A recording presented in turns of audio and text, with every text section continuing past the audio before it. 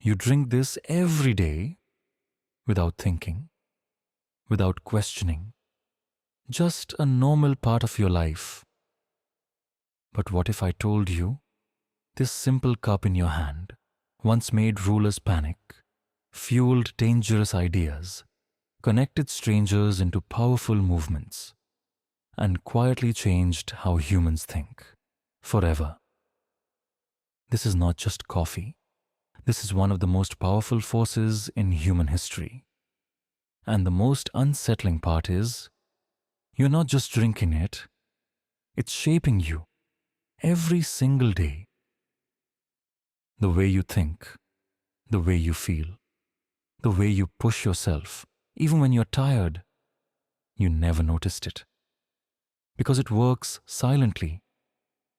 But once you see what's really happening, you can't unsee it.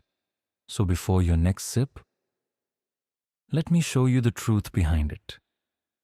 Because this isn't just a drink, it's a story that changed the world. And it might be changing you right now. The accidental discovery that changed human energy forever. It did not begin in a grand place, and it was not discovered by a powerful king or a famous scientist, but in a quiet land where life moved slowly and simply. In the highlands of Ethiopia, where a young goat herder spent his days watching over his animals, following them across hills and open fields, living a life that had no idea it was about to become part of history. One day, something unusual caught his attention. Not something loud or dramatic, but something subtle that did not feel normal. Because his goats were not behaving the way they usually did. They were not resting, they were not slowing down, and they were not lying quietly like animals do after a long day. Instead, they were moving with a strange kind of energy, jumping, running, almost as if something inside them had come alive in a way he had never seen before. At first, he simply watched, confused but curious, trying to understand what had changed, because nothing in their environment seemed different. The land was the same, the air was the same, the routine was the same. And yet, the behavior had completely shifted. And that is the moment where curiosity begins to pull a person deeper. Because when something does not make sense, the mind cannot ignore it.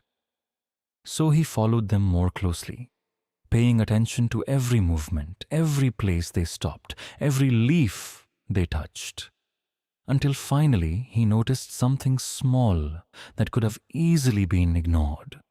A plant with red berries, simple in appearance, not special, not impressive, just another part of the land that most people would walk past without ever thinking twice. But this time, he did not ignore it.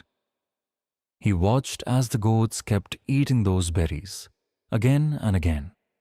And slowly, he began to connect what he was seeing, that this small fruit might be the reason behind their sudden energy, and in that moment, he made a decision that would unknowingly change the world. He decided to try it himself. And when he did, something happened that he had never experienced before. His body did not just feel awake, it felt alert in a new way, as if a layer of heaviness had been removed, as if his mind had become clearer, sharper, faster. And this was not the kind of energy that comes from rest or sleep. This was different. This was immediate. Almost like a switch had been turned on inside him. He could feel it in his thoughts, in his focus, in the way his senses responded to everything around him. And for the first time, he experienced a kind of wakefulness that did not come naturally, but was created by something external, something small, something that had always been there, but had never been understood. And that moment, which felt simple and ordinary at the time, became the beginning of a completely new relationship between humans and energy. Because until then, energy came from rest, from sleep, from natural cycles. But now there was another option, a way to stay awake without stopping, a way to push the body and the mind beyond their usual limits. What makes this moment powerful is not just what he discovered, but how quietly it happened. There were no celebrations, no announcements, no understanding of what it would become. It was just a small realization in a quiet place by someone who had no idea that this simple fruit would one day travel across the world, enter cities, shape cultures, influence minds, and become part of daily life for millions of people. And this is how many of the most powerful changes in history begin. Not with noise, not with attention, but with a small moment of curiosity, when someone chooses to look closer instead of looking away. When someone decides to question what others ignore, and that single decision opens a door that was always there but never seen. Because in the end, this was not just the discovery of coffee. It was the discovery that humans could change how they feel, how they think, and how they function. Not by waiting for the body to recover, but by giving it something that forces it forward. And from that moment on, the world would slowly begin to change. Because once you learn how to create energy instead of waiting for it, you are no longer living by the same limits. You are living in a completely different way. The first people who realized it could awaken the mind. In the beginning, coffee was not something you would recognize today. It was not a warm drink in a cup, not a daily habit, not a comfort. It was something much simpler, something raw, something used in a very direct way by people who lived close to the land and depended on their strength to survive. They would take the beans and chew them or mix them with fat to create small portions of food that could be carried easily, something they could rely on during long journeys, long walks, long hours where stopping was not an option. Because life for them was not about comfort, it was about endurance, about pushing forward even when the body felt tired.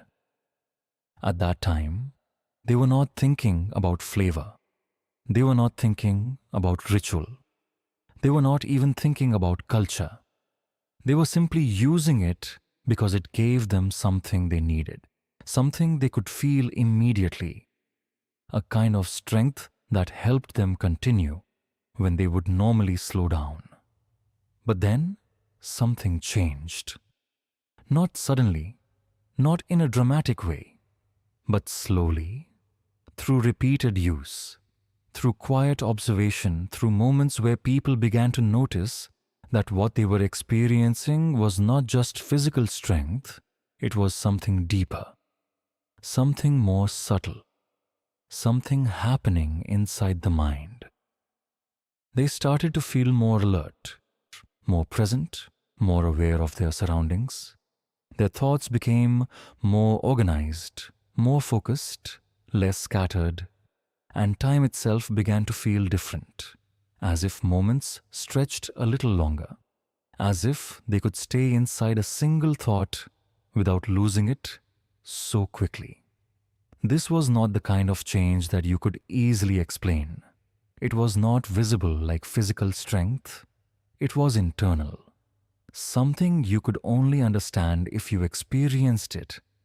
And that is why it took time for people to truly recognize what they had discovered.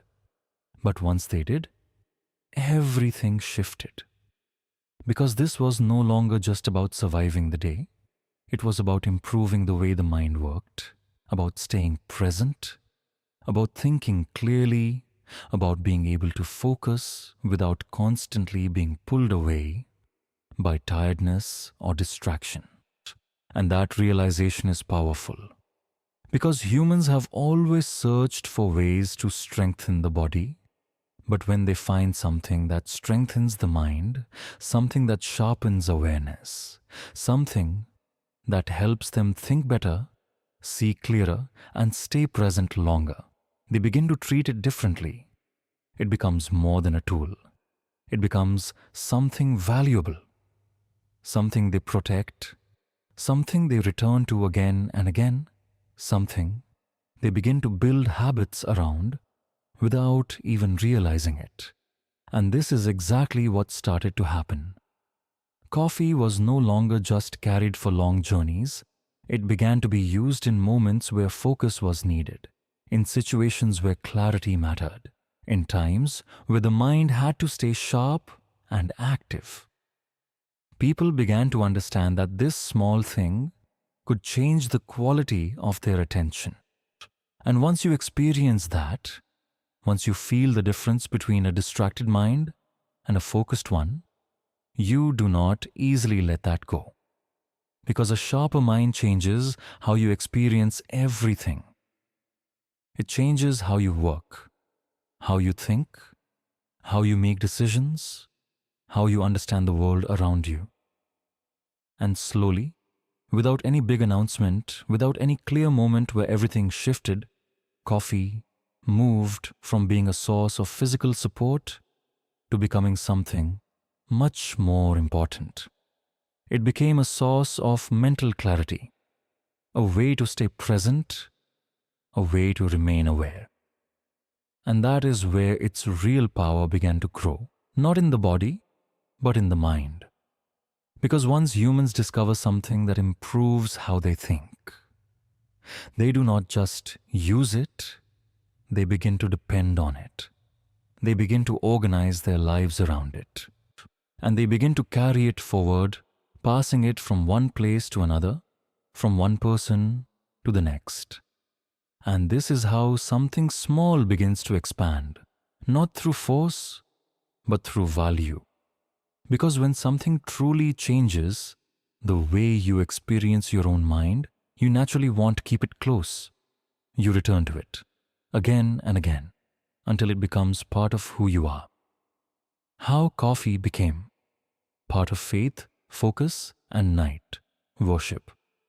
As coffee slowly moved across lands and into new lives, it reached a place where it would no longer be used just for survival or daily strength, but for something deeper, something more meaningful, something connected to the inner state of a person, rather than just the outer needs of the body.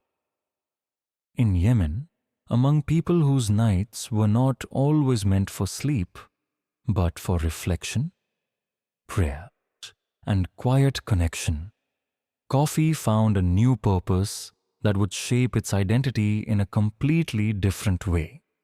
These were people who would wake in the darkness, when the world was silent and distractions were gone, when the heart could speak more honestly and the mind could focus without noise. But there was one challenge they faced again and again. Something simple but powerful. The weight of sleep. The heaviness that slowly pulls the body down, making it harder to stay present, harder to remain focused, harder to keep that connection alive. And this is where coffee entered their lives in a way that was not casual at all. It was not used for taste, not for comfort, not for routine, but for intention. They began to drink it before their nights of worship, not because they wanted to enjoy it, but because they needed it, because it helped them stay awake, helped them stay alert, helped them keep their minds from drifting away when they were trying to focus on something far greater than themselves. And slowly, something beautiful began to happen. Coffee was no longer just a physical support. It became part of a spiritual experience. It allowed them to extend their moments of connection, to remain present for longer, to stay engaged in their prayers without constantly fighting their own tiredness. And over time, It became associated with these quiet, sacred hours, with the stillness of the night, with the effort of seeking something deeper. This changed the way coffee was seen. It was no longer just something that gives energy. It became something that supports awareness, supports presence, supports intention. And when something becomes connected to faith, to discipline, to moments where a person is trying to rise above their own limitations, it takes on a different meaning. It becomes respected, it becomes valued, it becomes something that carries purpose. People did not drink it without thinking. They drank it knowing why they were using it, knowing what it was helping them achieve, and that awareness gave it a kind of depth that it did not have before. It was no longer just about staying awake, it was about staying present. Because there's a difference between being awake and being truly present. And in those quiet nights, coffee became a bridge between the two. It helped the body stay up, but more importantly, it helped the mind stay focused. And that combination allowed people to experience something deeper. Yes, something more meaningful than just physical alertness. And slowly, this practice began to spread.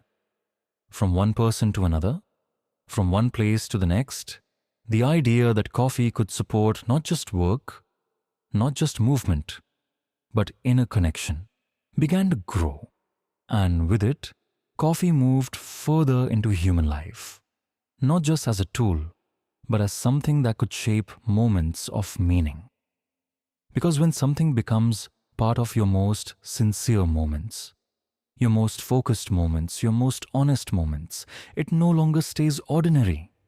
It becomes part of your experience, part of your routine, part of your identity.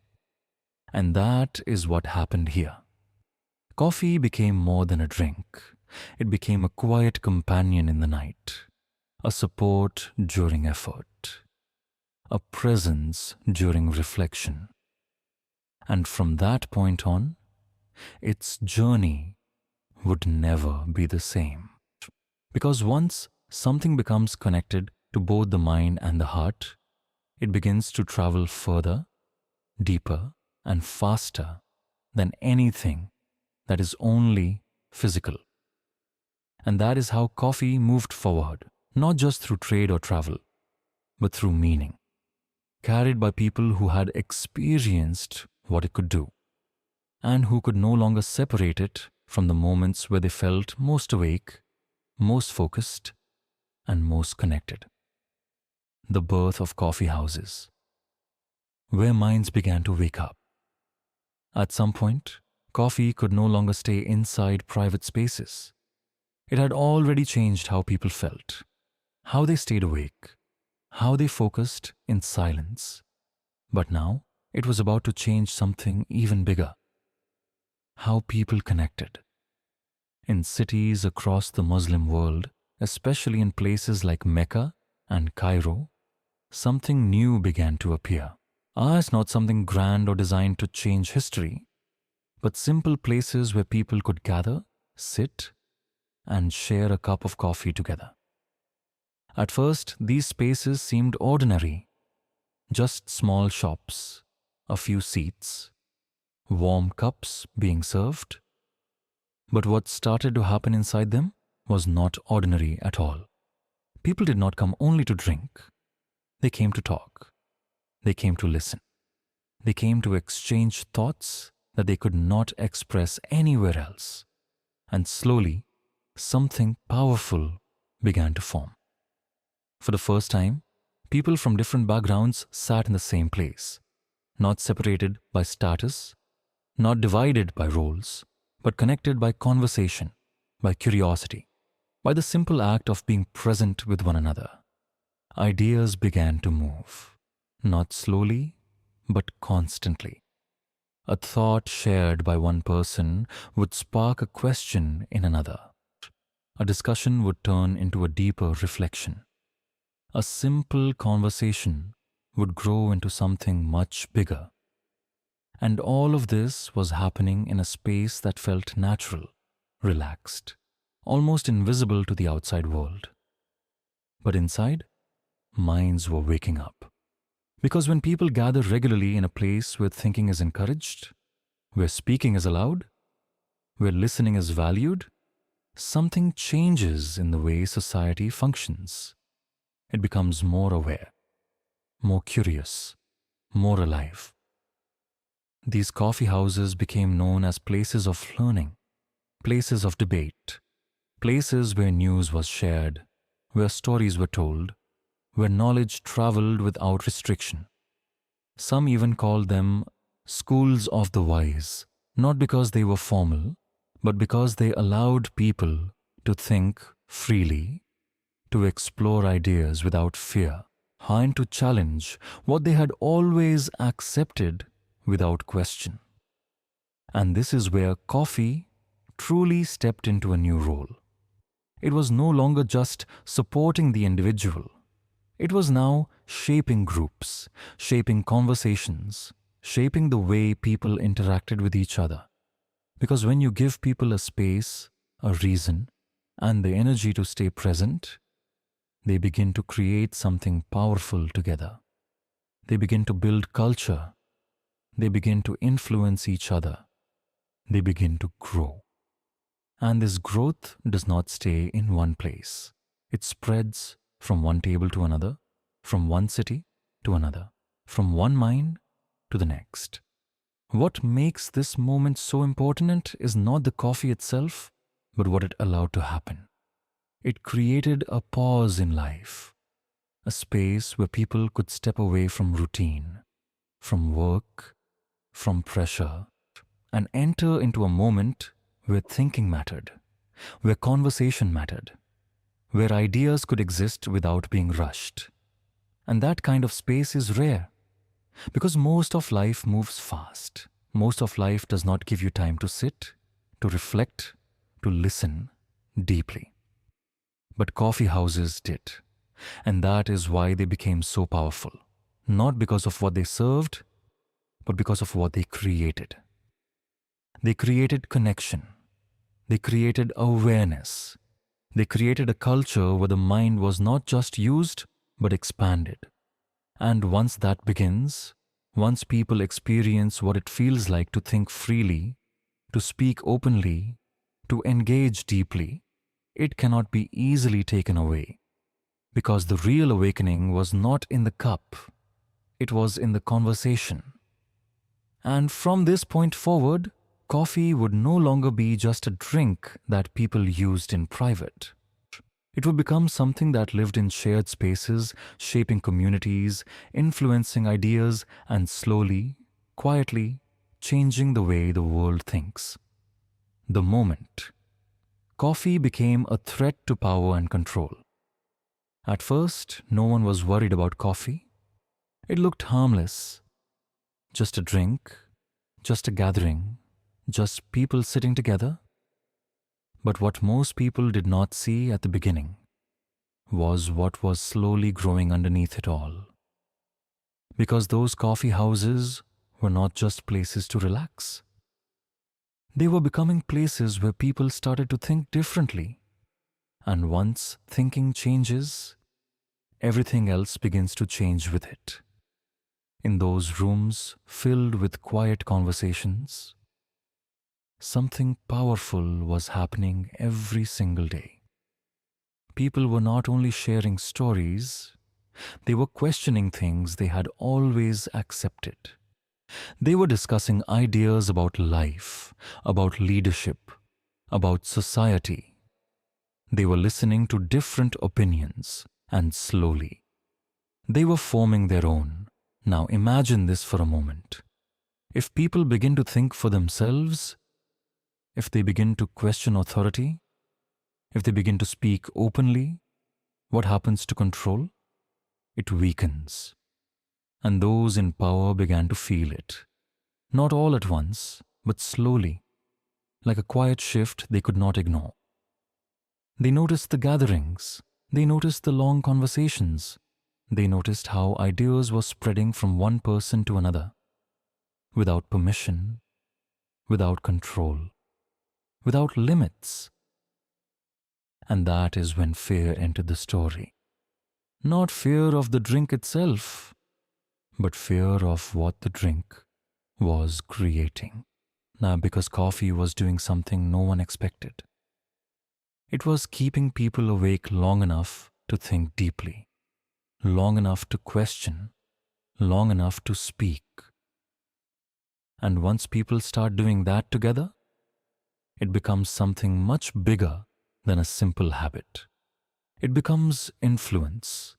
In some places, rulers decided they had to stop it. Coffee houses were shut down. Coffee was banned. People were warned. Because it was seen as something dangerous, not to the body, but to authority. Think about that. A simple drink becoming a threat to power, not because of what it is, but because of what it allows. But here is something important you need to understand. When people experience awareness, when they feel what it is like to think clearly, to speak freely, to connect deeply, you cannot easily take that away from them. Us. Because the change is not outside, it is inside. And once that internal shift happens, it stays. Even if the doors are closed, even if the gatherings are stopped, the ideas remain, the questions remain, the awareness remains. And this is why the bans did not last. Because you can control spaces, you can control rules, but you cannot fully control a mind that has already awakened. Coffee did not just spread across lands, it spread across minds, quietly, powerfully, without force. And from that moment on, it was no longer just a drink moving through the world.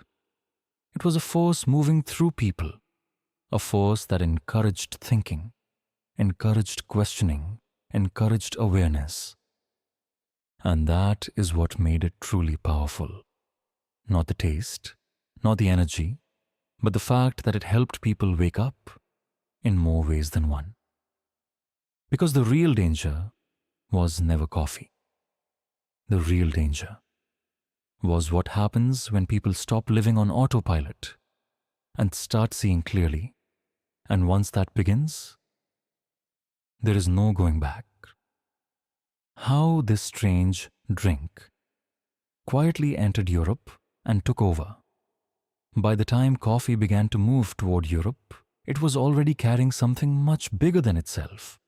Because it was no longer just a fruit from a distant land, it had already become a habit, a ritual, a source of focus, and a quiet force that shaped how people spent their time and how they used their minds.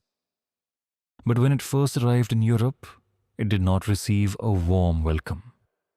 Because anything unfamiliar creates hesitation, and people were unsure about this dark liquid that looked different, smelled different, and came from places they did not fully understand. And for a moment, it stood at the edge of acceptance, not rejected completely, but not embraced either. Some people even questioned it, wondering if it was safe, wondering if it was right to consume something so unusual. Because at that time, traditions were strong, and anything new had to pass through doubt before it could become part of daily life. But curiosity is something that slowly breaks resistance, and once a few people decided to try it, everything began to shift. They did not just taste it, they felt it. They felt the same alertness, the same clarity, the same sharpness that others had experienced before them. And that feeling is difficult to ignore, because once the mind becomes more awake, once thoughts begin to move faster and more clearly, it creates a contrast that is hard to forget. And that is how acceptance begins, not through explanation, but through experience. As more people tried it, more people understood it. And slowly, coffee began to move from something strange to something valuable, something worth having, something worth sharing. And just like it had done before, it did not stay limited to individuals. It moved into spaces. Coffee houses began to appear across European cities in places like Venice, London, and Paris. And at first, they looked simple, nothing more than places to sit and drink. But what started to happen inside them followed the same pattern that had already begun elsewhere. People gathered. They stayed longer. They talked more. They listened more. They exchanged ideas without realizing how powerful that exchange could become. These spaces became full of thinkers, writers, merchants, scientists, and ordinary people who were all connected by one simple thing: a shared moment of focus and conversation. And over time, these coffee houses gained a reputation not as places of leisure, but as places of thought, places where news spread quickly, where ideas were discussed openly, where people could engage with the world in a more active way. Some were even called penny universities, because for the price of a cup of coffee, a person could enter a space filled with knowledge, conversation, and perspective, something that was not easily accessible in other parts of society. And this is where coffee began to truly take hold. Because it was not just entering homes, it was entering culture.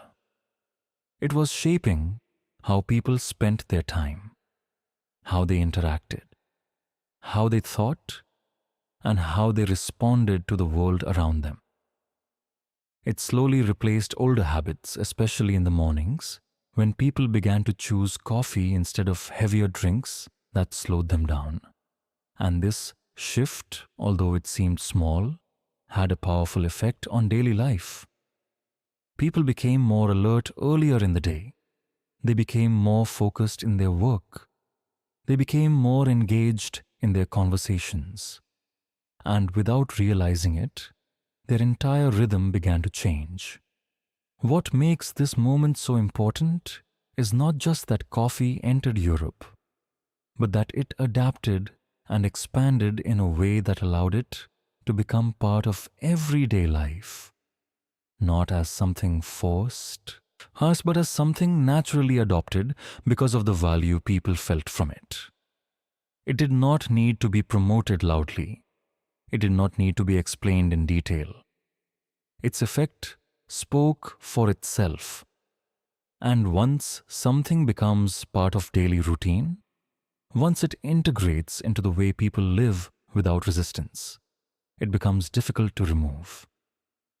Coffee did not rush its way into Europe. It moved slowly, quietly, almost unnoticed at first. But as it spread, it began to reshape environments, influence behavior, and connect people in ways that went far beyond the drink itself. And that is how it took over.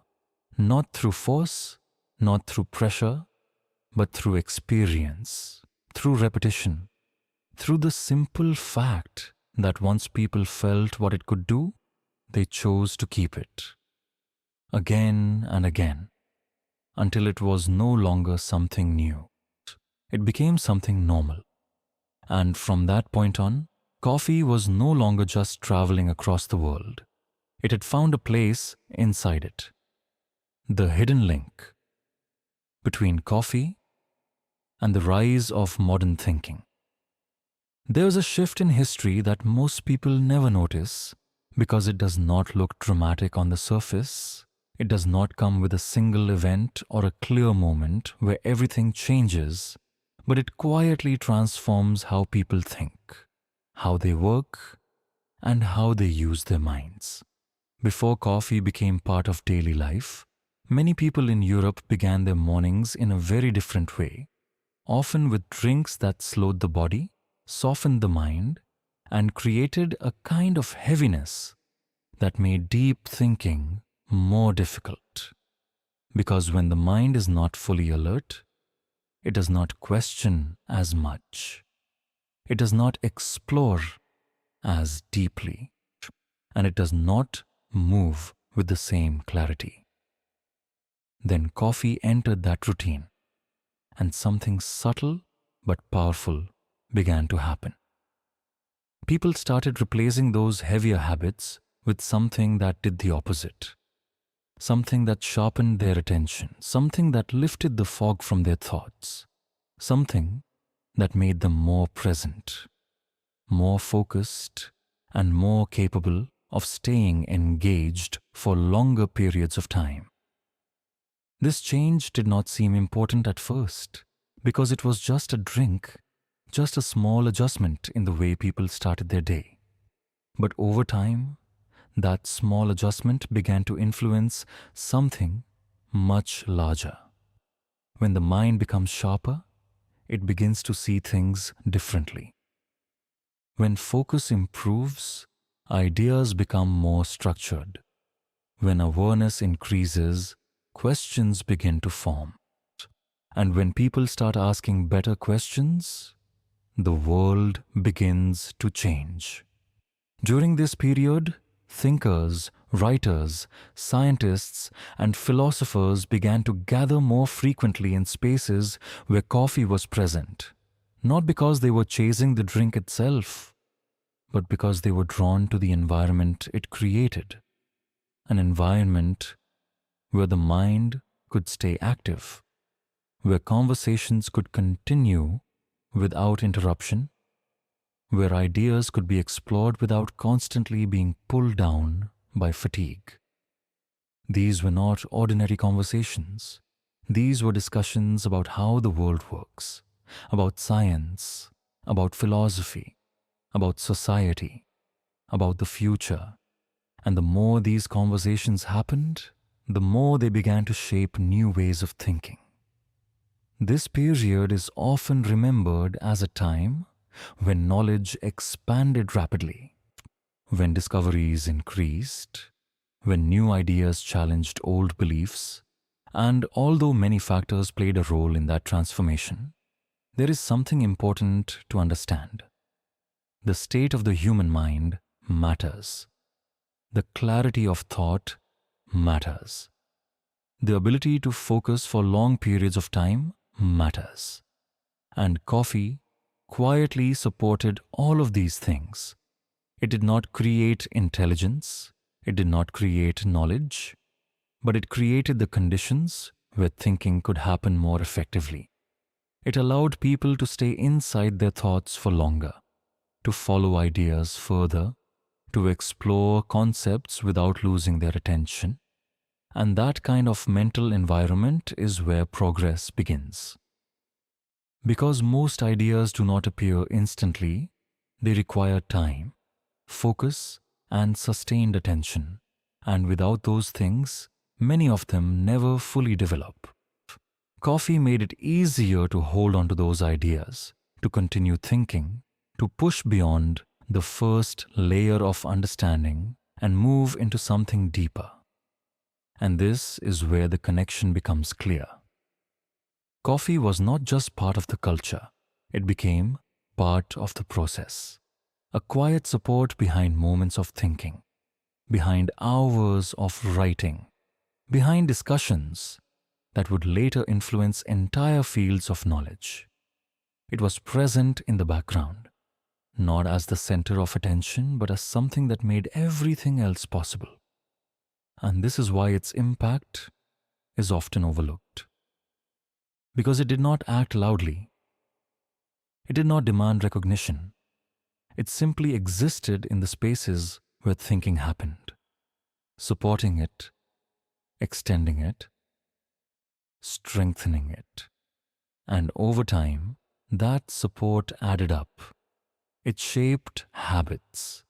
It shaped routines.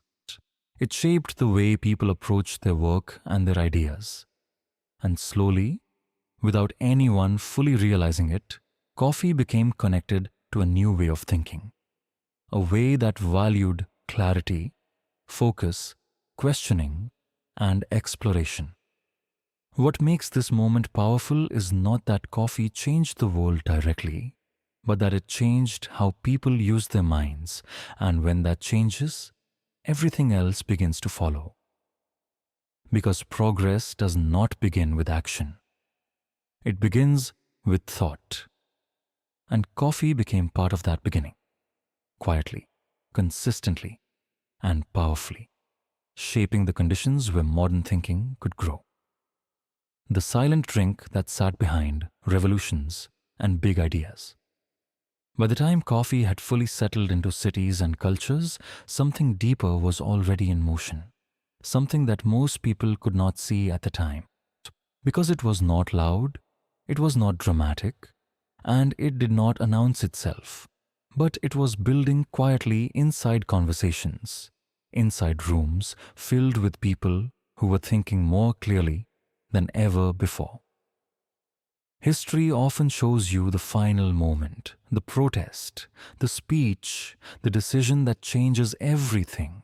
But it rarely shows you what happens before that moment. The long hours of discussion, the careful thinking, the slow shaping of ideas that eventually become powerful enough to move entire societies. And many of those moments, the ones that came before the big changes, happened in places where coffee was present. Not because coffee caused those ideas, but because it created the environment where those ideas could grow. When people gathered in coffee houses, they did not always realize what they were creating. They believed they were simply talking, sharing opinions, passing time. But something much more important was happening beneath the surface. They were refining thoughts. They were challenging each other. They were testing ideas, strengthening them, questioning them, and shaping them into something clearer, something more powerful, something that could be understood and shared. And this process takes time. It requires attention. It requires the ability to stay present in a conversation without losing focus. And this is exactly what coffee supported.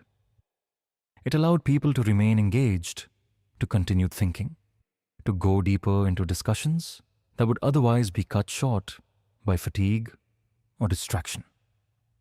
In cities like London and Paris, these gatherings became more frequent, more intense, more influential. Because the people who came to these places were not only there to socialize, they were there to understand, to learn, to expand their thinking. And slowly, these conversations began to form the foundation of larger movements. Ideas about freedom, rights, governance, and society were not created in isolation. They were built over time, shaped through repeated discussion, refined through debate, and strengthened through shared understanding. And coffee was there, not as the center of attention, but as a constant presence in the background, supporting the process without ever demanding recognition. What makes this so powerful is that revolutions do not begin with action. They begin with thought. And thought needs space to grow, space to develop, space to be tested and refined. Coffee houses provided that space. They created an environment where people could step away from daily routines and enter a state of deeper thinking, where conversations were not rushed, where ideas could be explored fully, and where individuals could influence each other in ways that slowly shifted collective understanding. And once enough people begin to share a similar understanding, once ideas become strong enough and widespread enough, they move beyond conversation. They turn into action. They turn into change. But by the time that action becomes visible, the real work has already been done. It has already been built through countless conversations, through hours of thinking, through moments where individuals chose to question instead of accept, to explore instead of ignore. And this is where coffee played its quiet role. It did not lead revolutions. It did not create movements on its own, but it supported the conditions where those things could happen. It extended conversations. It sharpened thinking. It allowed people to stay engaged long enough to move from simple ideas to deeper understanding. And that is something most people overlook. Because when you look at history, you see the outcome, but you do not always see the process behind it. You do not see the rooms where people sat together, speaking, listening, thinking, slowly building something that would later become powerful enough to change the world. But those rooms existed, and in many of them, there was a cup of coffee, quietly present, not as a symbol of change, but as a support for it. Because real change does not happen in a single moment.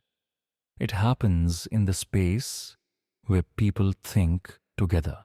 And coffee became part of that space, part of that process, part of that silent build-up that eventually leads to something much bigger than anyone could see at the beginning. And that is why its role is so easy to miss. Because it did not stand in front of history. It stood behind it, supporting it, quietly, consistently, until the moment everything shifted. How coffee spread across the world and changed everything. By the time coffee had taken root in different cultures, it was no longer just a local discovery or a regional habit. It had already proven something important. That once people experience a new level of focus and awareness, they do not keep it to themselves. They carry it forward, they share it, and slowly, it begins to travel far beyond its place of origin. Coffee did not spread in a single direction, and it did not move all at once. It followed trade routes. It crossed oceans. It passed through the hands of merchants, travelers, and explorers who carried it from one land to another, often without fully understanding the long-term impact of what they were spreading. As it entered new regions, it adapted. Different climates began to grow it. Different cultures began to shape how it was prepared and consumed. And with every new place it reached, it did not remain the same. It evolved, but its core effect remained unchanged. It continued to awaken the body and sharpen the mind. And that consistency made it valuable everywhere it went. Soon, coffee reached Asia, the Americas, and other parts of the world, and with that expansion came something much larger than cultural influence. It became an economic force. Plantations were established in regions where the environment supported its growth, and these were not small efforts. They were organized, large-scale systems designed to meet the increasing demand for coffee across continents. The more people experienced coffee, the more they wanted it. And the more they wanted it, the more the world began to reorganize itself around producing and distributing it. Trade routes became stronger. Connections between distant lands became more frequent. And coffee became one of the reasons these connections continued to grow. But this expansion was not simple or peaceful. Behind the movement of coffee, there were stories that were not always visible to the people who consumed it. There were systems of labor that required intense physical effort, often under difficult conditions, where workers spent long hours cultivating, harvesting, and processing the beans that would later become part of daily life in distant cities. There were imbalances in power, where the value of coffee in one place did not always match the reality of the work required to produce it in another. And this created a contrast that still exists today. Because while coffee feels simple when it reaches your hands, its journey is anything but simple. It passes through many stages, many hands, many environments, each one adding to its story, each one shaping the final result in ways that are rarely seen or fully understood. As coffee became global, it also became normal. It moved from being something new and interesting to something expected, something that people relied on, something that became part of daily routines across different cultures, different lifestyles, and different systems. This is where its influence deepened. Because when something becomes part of everyday life across the world, it begins to shape behavior on a large scale. It influences how people start their day. It influences how they work. It influences how they interact. And over time, it becomes so integrated that it no longer feels like an addition. It feels like something that has always been there. What makes this stage of coffee's journey so important is not just that it spread, but how deeply it embedded itself into human life. It did not remain on the surface. It moved into routines, into habits, into systems that operate daily without question. And once something reaches that level, it becomes part of the structure of life itself. You begin to see it everywhere. In homes, in workplaces, in conversations, in quiet moments, in busy environments. It becomes a constant presence, something that connects different parts of the world in a shared experience.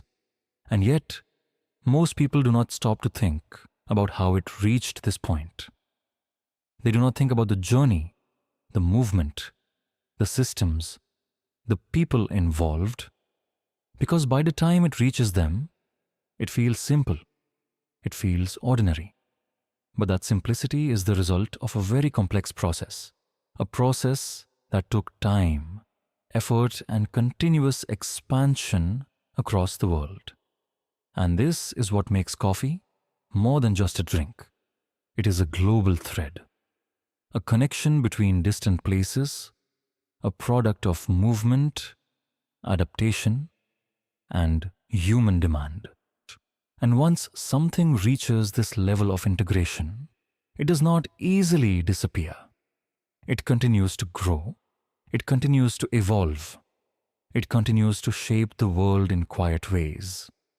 Because when something becomes part of everyday life for millions of people across the globe, it stops being just a choice. It becomes part of how the world functions. And that is exactly what coffee became. Not just something people drink, but something the world began to move with. The hidden cost behind every cup you drink. Today, when you hold a cup of coffee, it feels simple, almost effortless, like something that has always been there. Something that requires no thought, no attention, no deeper understanding. Just a quick moment in your day that gives you warmth, focus, or comfort. But what you're holding is not simple. It only feels simple because everything that made it possible is hidden from you. Because before that cup reaches your hands, it travels a long and demanding path, one that begins far away from your daily life, in places where the work is not easy, where the process is slow, and where every step requires patience, effort, and consistency. Coffee does not grow instantly. It takes time, careful attention, and the right conditions. Farmers wake up early, often before the sun rises, and spend hours tending to plants that need constant care, protecting them from weather, from disease, from anything that could damage the crop. And when the cherries are ready, the real work begins. They are picked by hand, not rushed, not random, but carefully selected, because only certain ones are ready at the right time. And this process is repeated again and again, often under the heat of the sun, often for long hours, often without recognition. After harvesting, the beans go through multiple stages. They are processed, cleaned, dried, sorted, and prepared for transport, each step requiring attention, each step affecting the final quality that you will later experience without even thinking about it. Then comes the journey. Coffee travels across distances, through systems of trade, through networks that connect different parts of the world, moving from farms to exporters, from exporters to distributors, from distributors to shops, and finally, into your hands. And at every stage, there are people involved. People whose work you do not see. People whose names you do not know. People whose effort is part of every sip you take. But here's where the contrast becomes clear. While coffee is enjoyed easily in one part of the world, the effort behind it is often difficult in another. The value you experience does not always reflect the reality of the work required to produce it. There are farmers who invest their time, their energy, their resources, and still struggle to receive fair returns for what they produce. There are workers who carry out physically demanding tasks, often without the recognition that matches their contribution. And this creates a gap between experience and reality, between consumption and production, between what is visible and what is hidden. This does not mean that coffee is something negative, but it does mean that it carries a story that is often ignored. Because when something becomes part of daily life, people stop questioning it. They stop looking deeper. They stop asking where it comes from, how it was made, who was involved. It becomes automatic. And anything that becomes automatic begins to lose its meaning. But the truth is, every cup carries layers. Layers of effort, layers of time, layers of human work that exist behind the surface. And when you begin to see that, when you begin to understand that what feels small and simple is actually the result of a long and complex process, something changes in the way you experience it. You become more aware, more present, more conscious of what you are holding. Because it is not just a drink, it is the final step of a journey that started long before you were part of it.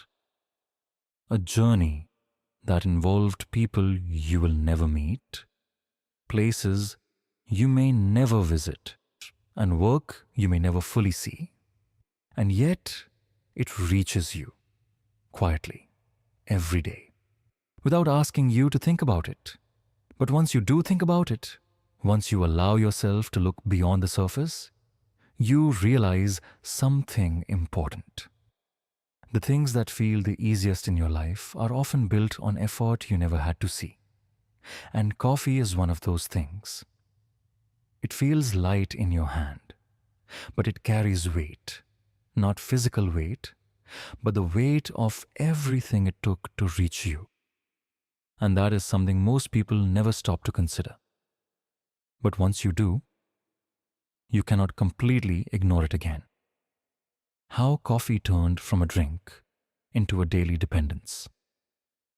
At some point, coffee stopped being something people used and quietly became something people relied on. Not in a loud way, not in a way that feels forced, but in a slow and almost invisible shift that happens over time. When something moves from being optional to feeling necessary. When something that once felt like a choice begins to feel like a starting point. Think about your own day for a moment. You don't wake up and ask yourself if you need coffee. You reach for it, almost automatically, before your mind fully opens, before your body fully moves, before your day even begins. And that is where the shift has already happened. Because anything that becomes automatic becomes powerful. In the early days, coffee was used with intention. People drank it for long journeys, for focus, for specific moments where they needed support. But now, that intention has faded for many. And what remains is the habit itself, repeated so often that it no longer feels like a decision. It feels like part of you. And this is how dependence begins. Not through force, not through pressure, but through repetition. Day after day, moment after moment, until your body and your mind begin to expect it, until your energy feels incomplete without it, until your focus feels slightly weaker when it is missing. You begin to notice small changes. Without coffee, you feel slower. Without coffee, your thoughts take longer to settle. Without coffee, your day feels like it has not fully started. And slowly, you stop questioning it. Because it feels normal, it feels like this is just how life is. But if you step back for a moment, you begin to see something different. You begin to realize that this was not always the case. There was a time when you did not need it. There was a time when your body followed its own natural rhythm, when your energy came from rest, from sleep, from balance, not from something external that you add into your system every single day. And this is where the deeper understanding begins. Coffee did not just become popular, it became integrated. It moved into routines, into schedules, into systems that define how people work, how they move, how they perform. Workplaces expect focus early in the day. Schedules demand productivity without delay. And coffee fits perfectly into that structure. It supports it, it maintains it, it keeps it running. And because of that, it becomes more than a personal habit. It becomes part of a larger pattern. A pattern where slowing down feels uncomfortable, where rest feels like a delay, where energy is expected on demand, not naturally. And coffee becomes the bridge that allows people to meet those expectations. But here is something important to understand. When something becomes part of your daily life to the point where you feel different without it, where your state changes when it is missing, it is no longer just a preference. It has become a dependence. Not necessarily in a harmful way, but in a real way. A way that shapes your behavior, your routine, your expectations of yourself. And the reason this happens is not because coffee forces it. It happens because it works. It gives you what you feel you need. It provides quick energy, quick focus, quick alertness. And because of that, you return to it again and again until it becomes part of your baseline, part of your normal. And once something becomes normal, it becomes invisible. You stop noticing it. You stop questioning it. You stop seeing how much it influences your day. But influence does not disappear just because you do not see it.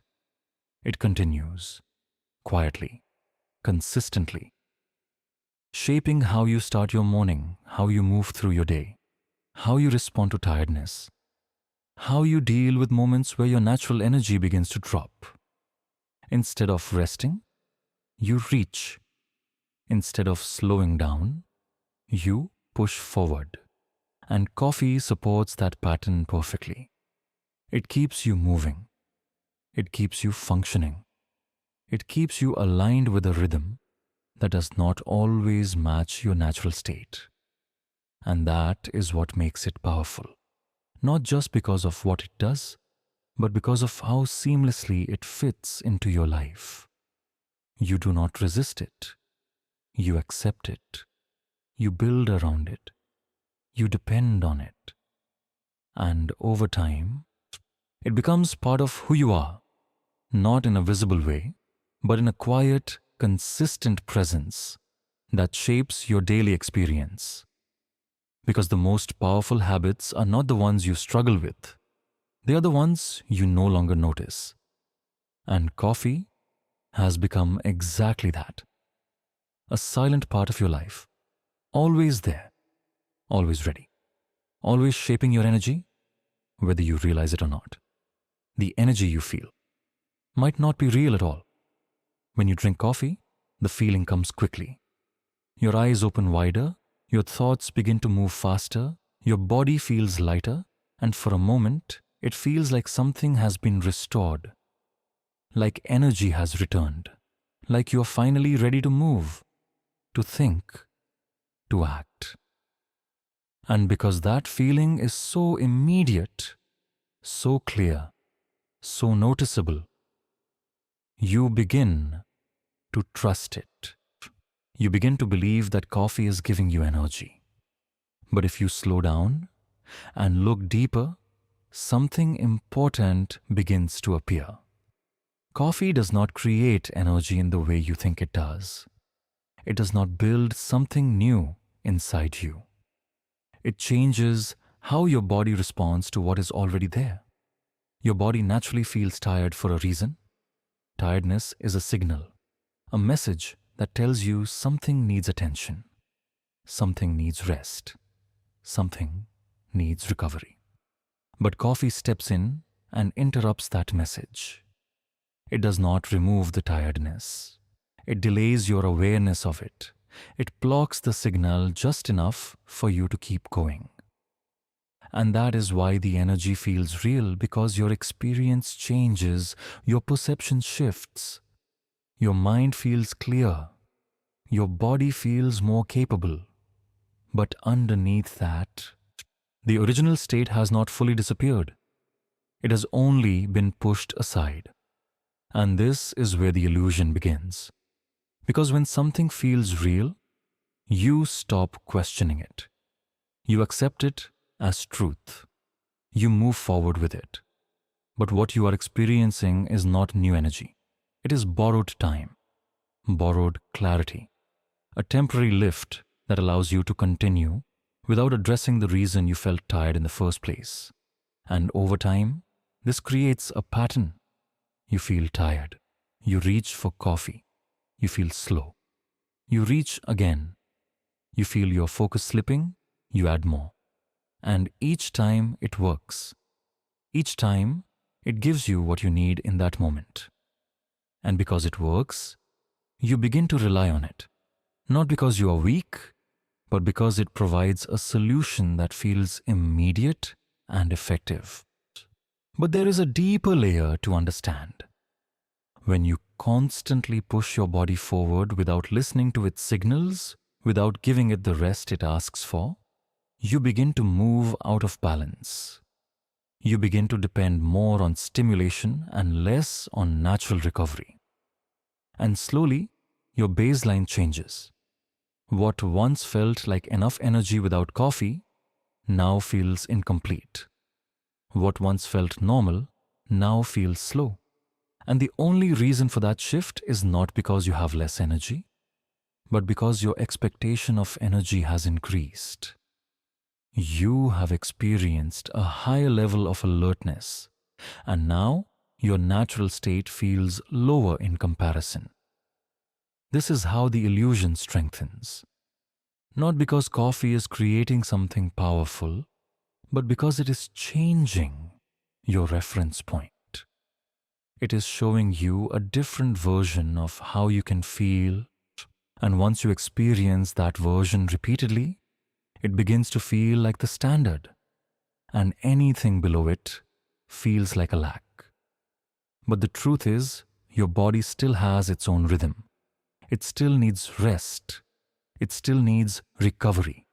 It still operates on cycles that cannot be replaced by stimulation alone. And when those cycles are ignored, even if temporarily covered, the need does not disappear. It remains, waiting, building, until it eventually asks for attention again. This does not mean coffee is something negative. It simply means it is something powerful enough to change how you feel in a way that can be misunderstood. Because when something makes you feel better quickly, you assume it is solving the problem. But sometimes it is only delaying it. And that distinction is important. Because once you understand that the energy you feel is not always created, but sometimes borrowed, you begin to see your habits differently. You begin to question what you rely on. You begin to notice when you are responding to signals and when you are covering them. And that awareness changes everything. Because the goal is not to remove coffee from your life. The goal is to understand it, to see it clearly, to recognize what it does, how it works, and how it influences your perception of energy. Because once you see the difference between real energy and borrowed energy, you stop depending blindly. You start choosing consciously. And that is where real control begins. Not in what you use, but in how clearly you understand it. Why coffee became the center of human connection. There is something very subtle that happens when two people sit down with coffee. Something that is difficult to explain, but easy to feel. Because the moment is not just about the drink, it is about the space that forms around it. A space where time slows down just enough for people to become present with each other in a way that does not usually happen in the fast movement of daily life. Coffee does something that most things do not do. It creates a natural pause, not forced, not structured, but gentle and open. A moment where you are not rushing to leave, not trying to finish quickly, not distracted by something else pulling your attention away. And in that pause, something important begins to happen. People begin to open up. At first, the conversation is simple, surface level, easy, but slowly, as the minutes pass, as the environment feels more comfortable, as the mind settles into a steady rhythm, the conversation begins to deepen without effort, without pressure, without even realizing it. And this is what makes coffee different.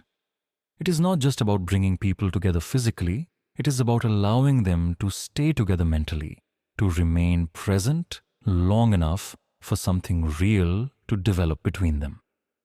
Because connection is not built instantly. It requires time. It requires attention. It requires a moment where both people are not trying to escape, not trying to move on, not trying to finish, but simply willing to stay. Coffee creates that willingness. It gives people a reason to sit, a reason to remain, a reason to continue the moment just a little longer than they normally would. And in that extra time, something meaningful begins to form. Think about how many important conversations in your life have happened over coffee. Moments where you shared something personal. Moments where you understood someone better. Moments where silence felt comfortable instead of awkward. This is not a coincidence. It is the environment that coffee creates. A quiet, steady space where the mind is alert but not overwhelmed, where the body is relaxed but not tired, where both people are in a state that allows connection to happen naturally. There is no pressure to perform, no expectation to rush, no need to fill every second with something important. The moment itself becomes enough. And when people feel that, when they feel safe in that space, when they feel that they can stay without being pushed forward, they begin to show more of themselves. They begin to speak more honestly. They begin to listen more carefully. And slowly, the interaction moves beyond simple exchange and becomes something deeper. This is why coffee became central to meetings, friendships, relationships, and even important decisions, because it provides a setting where people can think clearly while also feeling relaxed, where conversations can move at their own pace without being forced or interrupted. It creates balance, enough alertness to stay engaged, enough calmness to feel comfortable.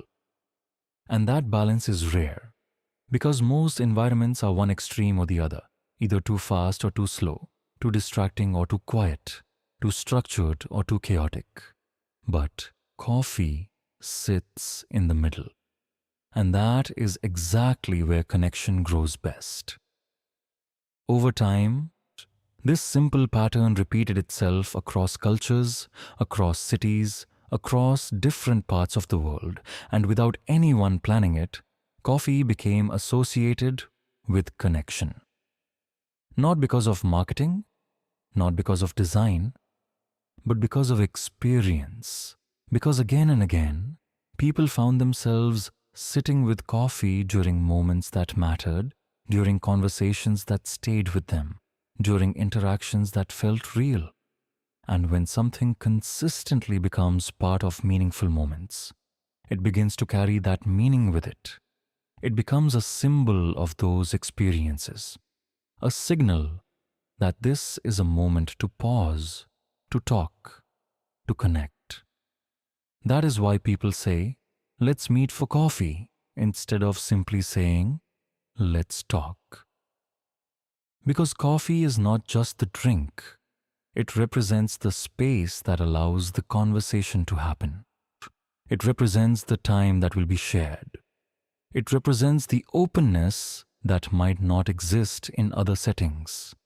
And slowly, it became part of how humans connect with each other. From friends catching up after a long time, to strangers meeting for the first time, to ideas being discussed, to emotions being shared, coffee became present in all of these moments, quietly supporting them, quietly holding space for them. What makes this even more powerful is that coffee does not demand attention. It does not interrupt.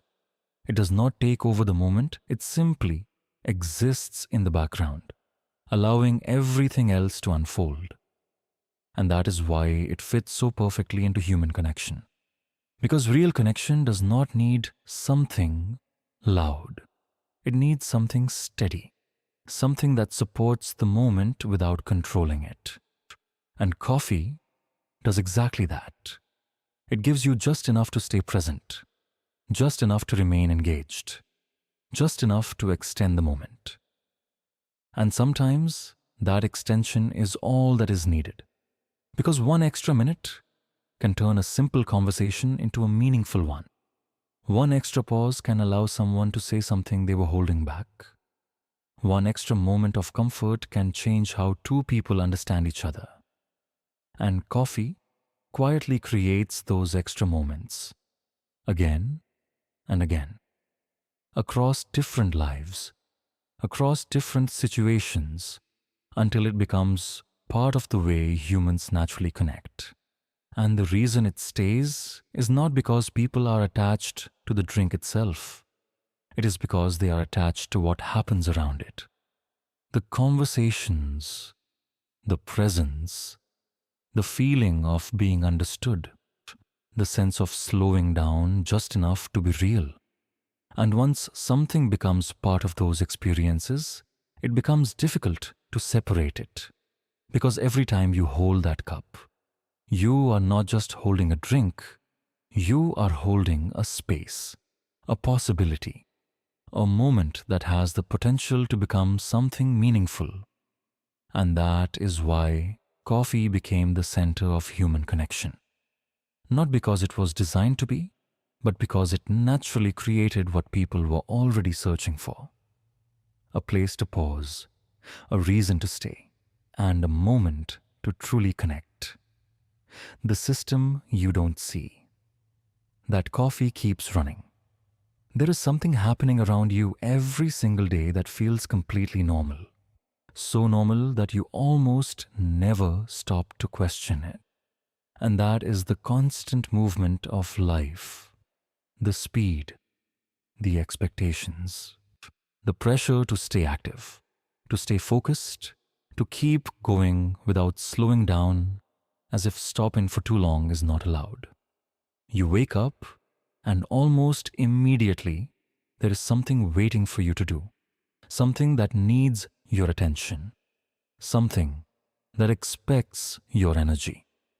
And before your body has fully settled into the day, you are already being pulled forward into a system that does not pause.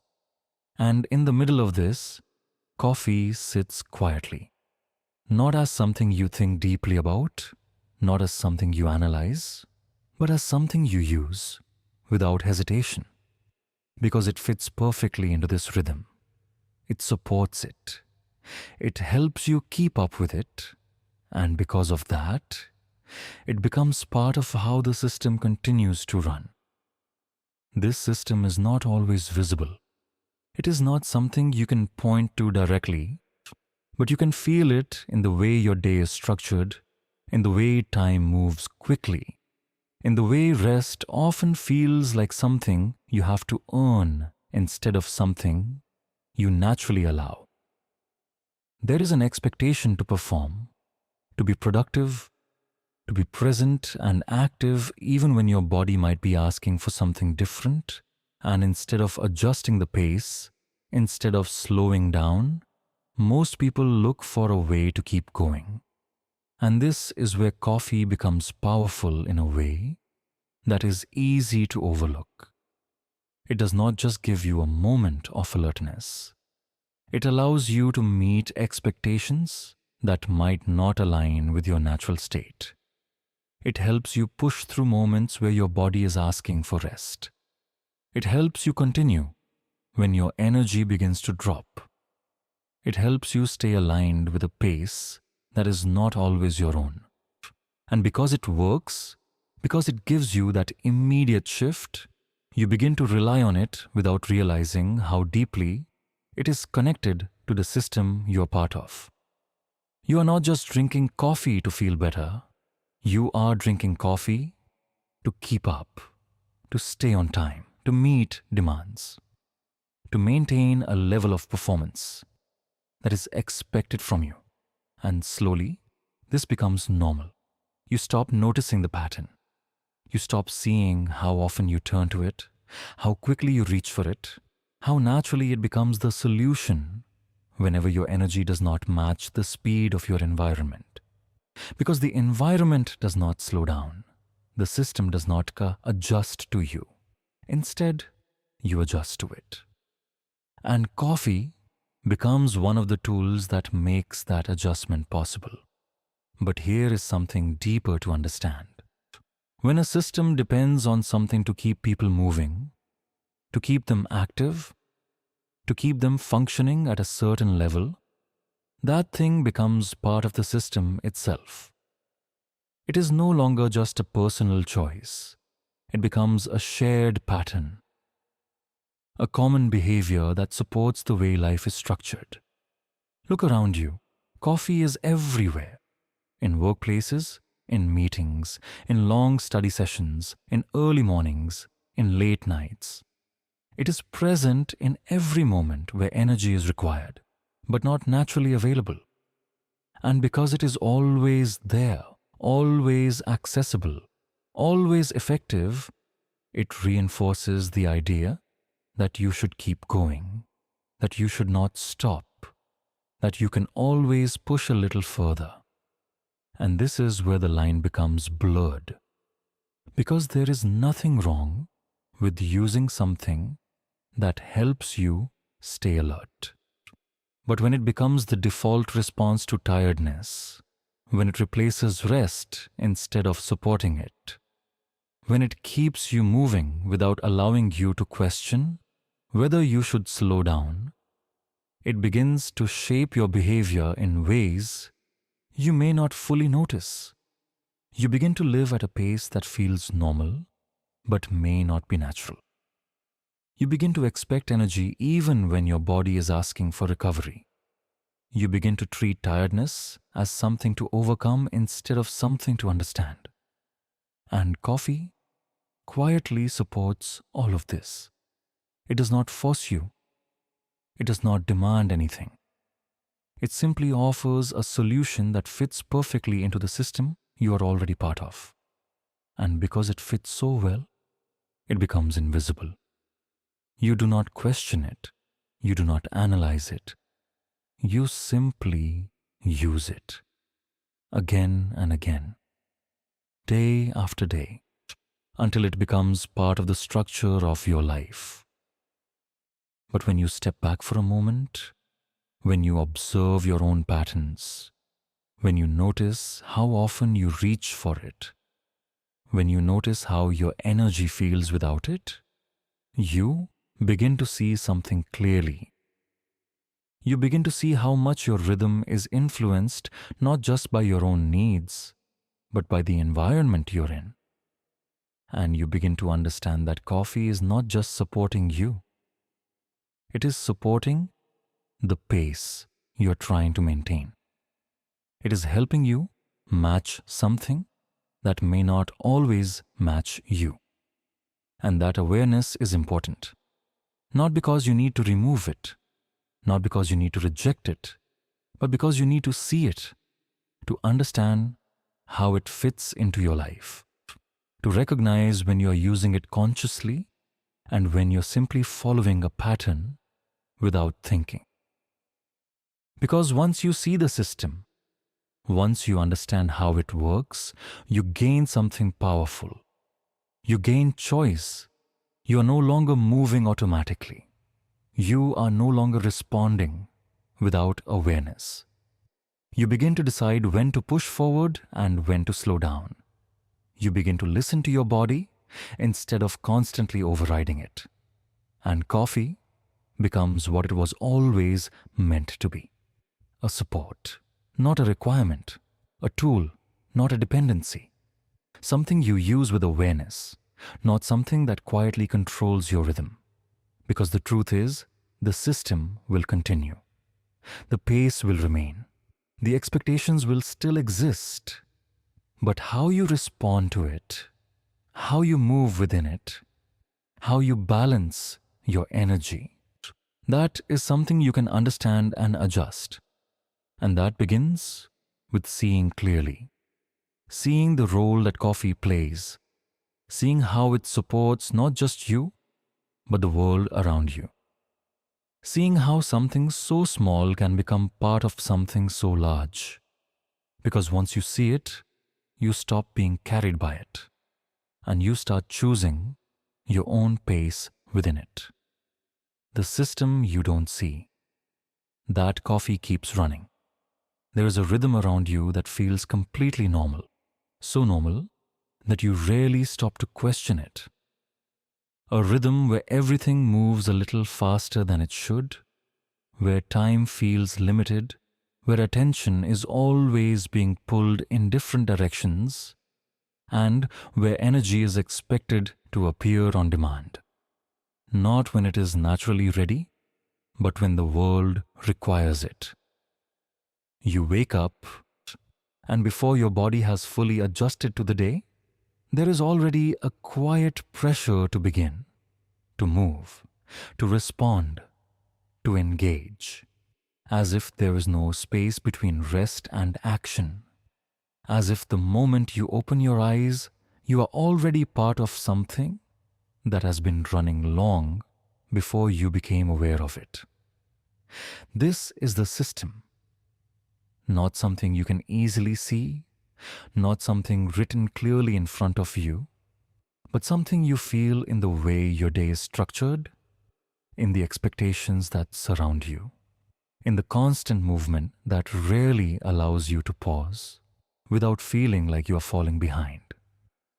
And in the middle of this system, coffee exists in a very specific way, not as something separate, not as something outside of it, but as something that fits perfectly inside it. It supports the pace. It supports the expectations. It supports the idea that you should always be ready, always be active, always be able to respond. Because when your energy does not match what is required, coffee steps in and closes that gap. It allows you to function at a level that feels necessary, even if your body is asking for something else. It allows you to move forward without stopping, to continue without slowing down, to meet demands that do not adjust for your natural state. And because it works, because it gives you that immediate shift from tiredness to alertness, from slow thinking to faster thinking, you begin to rely on it without realizing how deeply it is connected to the system you are living inside. You begin to use it not just when you want to, but when you feel you need to keep up, to stay focused during long hours, to remain active when your body feels heavy, to continue working when your mind begins to drift. And slowly, this becomes part of your routine, part of your daily rhythm, something that feels necessary rather than optional. But here's where the deeper layer begins to appear. When something becomes part of how you keep up with life, it stops being just a habit and becomes part of the structure itself. Coffee is not just something you drink. It becomes part of how the system maintains its speed. Because without it, many people would slow down. Without it, many would feel the need to rest more often. Without it, the natural limits of the body would become more visible. And when those limits become visible, the pace of life would have to adjust. But instead of adjusting the pace, the system uses something that allows people to match it. And coffee is one of the most powerful tools for that. It keeps people awake when they would normally rest. It keeps people focused when they would normally lose attention. It keeps people moving when they would naturally slow down. And because of that, it becomes deeply integrated into environments where performance is expected. In offices, where long hours require sustained attention. In studies where focus must be maintained beyond natural limits. In routines where energy is expected at specific times, regardless of how the body feels. And the more this pattern repeats, the more normal it becomes. You stop questioning why you feel tired. You stop asking whether you should rest. Instead, you look for something that helps you continue. And coffee becomes that answer. Again and again. But what makes this powerful is how invisible it is. You do not feel controlled. You do not feel forced. You feel like you are choosing. And in many ways, you are. But that choice is shaped by the environment around you, by the expectations you are trying to meet, by the pace you are trying to maintain. And coffee fits so naturally into that environment that it becomes part of the background, something you do not think about, something you simply use. But influence does not need to be visible to be real. It can exist quietly, shaping your behavior, guiding your actions, becoming part of your routine without ever demanding your attention. And this is exactly how coffee operates within the system. It does not push you. It supports the push that is already there. It does not create the pressure. It helps you respond to it. And because of that, it becomes essential in ways that are easy to overlook. You begin to feel like you need it to function properly, to stay aligned with your responsibilities, to meet the expectations placed on you, to maintain the level of energy that your life seems to require. But when you step back and observe this more carefully, something becomes clear. Your natural rhythm is not always being followed. Your body has its own pace, its own cycles, its own signals that tell you when to rest, when to slow down, when to recover. And when those signals are constantly overridden, even if only temporarily, you begin to move out of sync with yourself. You begin to rely more on external support and less on internal balance. And coffee becomes one of the main ways that this imbalance is maintained without being noticed. Because it feels helpful, it feels necessary, it feels like it is solving a problem. But sometimes it is simply allowing you to continue without addressing the reason the problem exists. And that is where awareness becomes important. Not to reject coffee, not to remove it completely, but to understand its role, to see how it fits into the system you're part of, to recognize when you're using it consciously and when you're using it automatically. Because once you become aware of that difference, something changes. You begin to notice your own patterns. You begin to see when you are truly tired and when you are simply responding to expectation. You begin to understand when you need rest and when you are choosing stimulation instead. And that awareness gives you something powerful. It gives you control. Not control over the system itself, because the system will continue. The pace will remain. The expectations will still exist, but control over how you respond to it. Control over how you manage your energy. Control over how you move within a world that is always moving. And in that space, coffee becomes what it was always meant to be. Not something that carries you, but something you choose to use. Not something that defines your rhythm, but something that supports it when needed. Because the moment you begin to see clearly, the moment you understand what is happening around you and within you, you are no longer moving unconsciously. You are no longer being carried by patterns you never questioned. You are making decisions with awareness.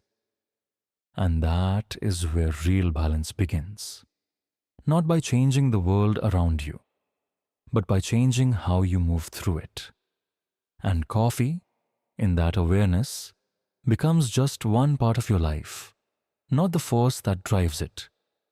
Because once you see the system, you stop being controlled by it, and you begin to move with intention, with clarity, and with a rhythm that belongs to you. You're not just drinking coffee.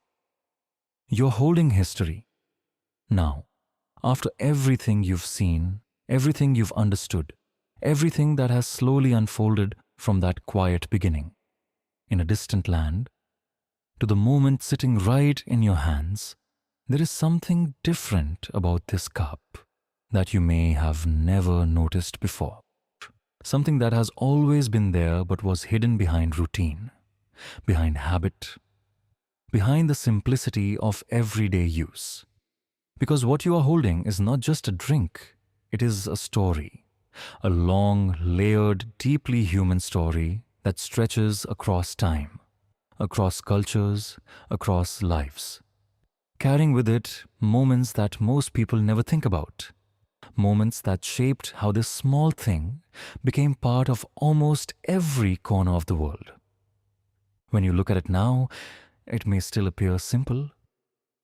Just a cup, just a familiar routine, something you reach for without effort, without hesitation. But underneath that simplicity is something much more complex, something that connects you to people and places you may never fully see, yet are still part of your daily life. It began with curiosity, with a moment where someone chose to pay attention instead of ignore, where something small was observed, tested, and experienced. And that single moment of awareness started a chain that would continue moving forward long after it was forgotten. From there, it became part of survival, part of daily effort, something that supported people in their physical lives, giving them strength, giving them endurance, helping them continue when stopping was not an option. Then it moved deeper, becoming part of faith, part of focus, part of quiet nights where people sought connection, where they pushed beyond their own limits to remain present, to remain aware, to stay engaged in something greater than themselves. Then it entered shared spaces, becoming part of conversation, part of connection, part of moments where people gathered not just to drink, but to think, to speak, to listen. And slowly, it became part of how ideas moved, how thoughts developed, how minds expanded. It faced resistance, it was feared, it was controlled, because anything that supports awareness, anything that encourages thinking, anything that brings people together in a way that allows them to question and understand, will always challenge systems that rely on control. But it continued. It spread. It adapted. It entered new lands, new cultures, new environments, and with each step, it became more integrated into human life, more connected to routines, more embedded into the way people live and function.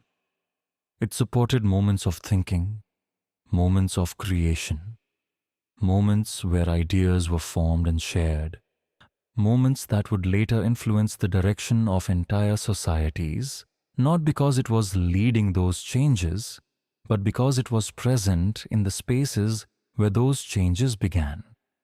It became global, moving through systems of trade, through networks of people, through processes that required effort, time, and labor, often hidden from the final experience, often unseen by those who benefit from it the most. It became part of daily life, part of habit, part of routine, something that people depend on without always understanding how that dependence formed, something that shapes their energy, their focus, their expectations of themselves. It became part of connection, part of moments where people slow down just enough to be present with each other, where conversations deepen, where understanding grows, where something real is shared between individuals.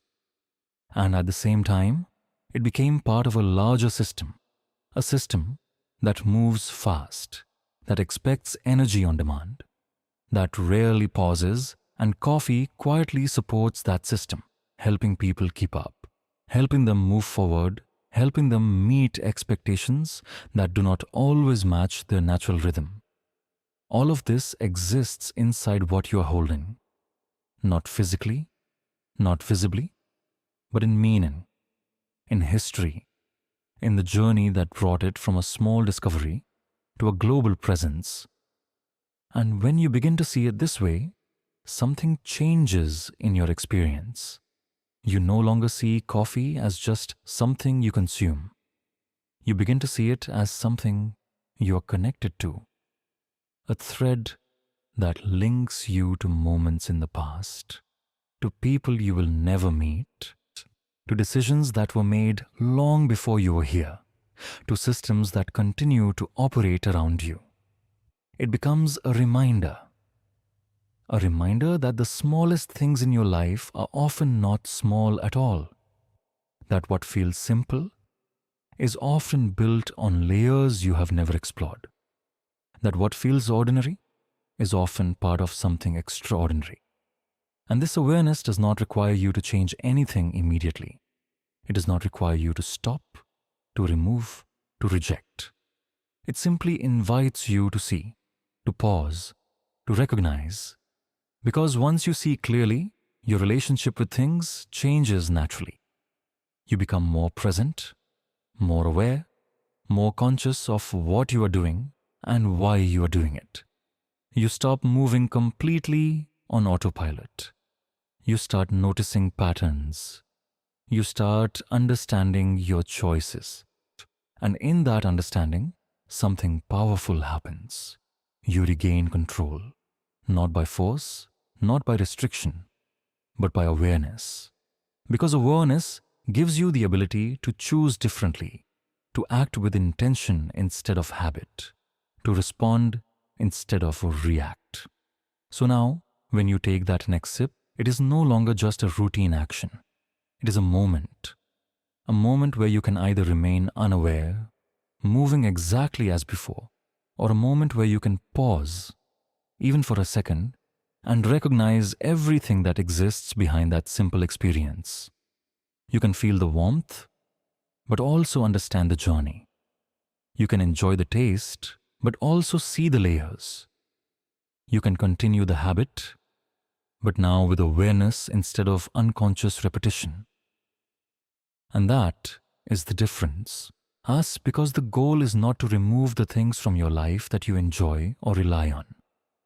The goal is to see them clearly, to understand them, to hold them with awareness instead of assumption.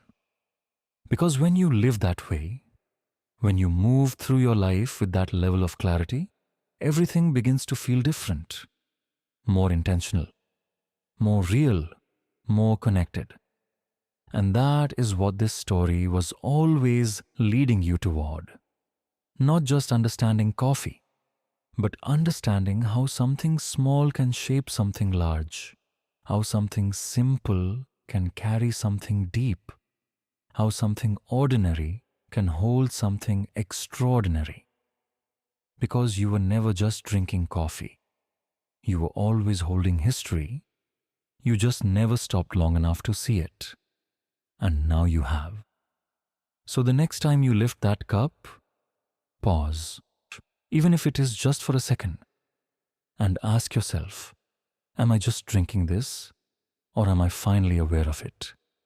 Now the story comes back to you, not to Ethiopia, not to Yemen, not to old cities and forgotten rooms, but to this moment, where you're sitting, holding something that once traveled through all of that, just to reach you. Because this was never just about coffee. It was about awareness. It was about how something small can quietly shape how you think, how you feel, how you live, without you ever noticing it. From a simple discovery, to faith, to conversation, to power, to systems, to daily habits. It moved through every layer of human life. And without asking for attention, it became part of you. But now something has changed, not the coffee, but the way you see it. Because once you understand something, you cannot go back to seeing it as just ordinary. Now when you reach for it, there is a pause, a moment of awareness, a question that was never there before. Am I using this, or am I depending on it? Am I present right now, or am I just pushing myself forward again? And this is where the real shift begins. Not in the cup, but in you. Because awareness is not about removing things from your life. It is about seeing them clearly, so they no longer control you without your permission. You can still drink coffee. You can still enjoy it. You can still make it part of your day. But now, you are no longer unconscious. You are no longer on autopilot. You are choosing.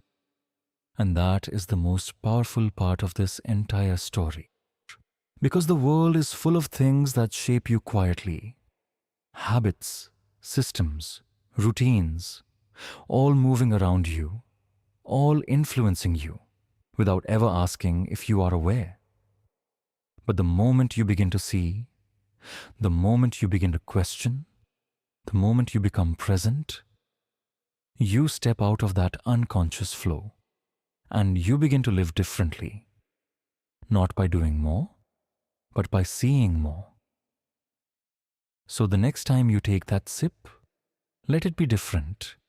Not just another moment in your routine, but a moment of awareness, a moment where you remember that even the smallest things in your life carry deeper meaning.